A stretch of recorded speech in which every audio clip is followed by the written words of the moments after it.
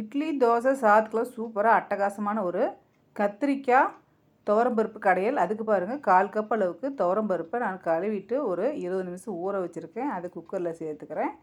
இப்போது தேவையான அளவுக்கு காரத்துக்கு தகுந்த மாதிரி பச்சை மிளகாய், சின்ன வெங்காயம் ஒரு 10, ஒரு 4 பெரிய பல் பூண்டு, தக்காளி பெரிய சைஸாக 2 சேர்த்துக்கிறேன்.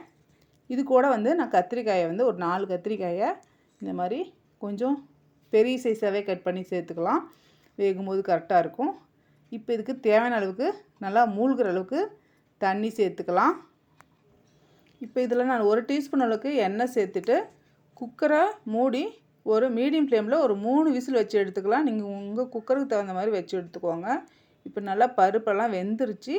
இப்போ மத்து வச்சு நான் நல்லா கடைஞ்சி எடுத்துக்கிறேன். இப்போ கடைஞ்சிட்டு ஸ்டவ் மேலே இதை எடுத்து வச்சுக்கலாம். இப்போ கொஞ்சமாக நான் ஒரு 1/4 டீஸ்பூன் அளவுக்கு மஞ்சள் பொடியும் 1 டீஸ்பூன் சாம்பார் பொடியும் வச்சுருக்கேன். அதை சேர்த்துட்டு உப்பு தேவையான அளவுக்கு சேர்த்துட்டு இது நல்லா கலந்துக்கலாம். கலந்துட்டு இப்போ இதுக்கு கொஞ்சமாக நம்ம புளி கரைசல் சேர்த்துக்கலாம். புளி சும்மா ஒரு சின்ன நெல்லிக்காய் சைஸ் ஊற்றினா, ரொம்ப ஊற்ற வேணாம். இப்போ இது ஊற்றிட்டு நல்லா தளதளன்னு கொதிக்கிறதுக்கப்புறம் இப்போ தாளிச்சிக்கலாம். தாளிக்கிறதுக்கு பாருங்கள் பேன் வச்சுருக்கேன்.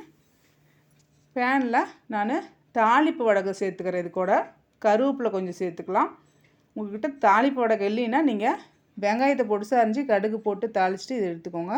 இப்போ நம்ம இந்த கடைஞ்ச பருப்பு அதில் சேர்த்துட்டு இது நல்லா மறுபடியும் ஒரு கொதி விட்டுறலாம். இப்போ பாருங்கள் கொதிக்குது.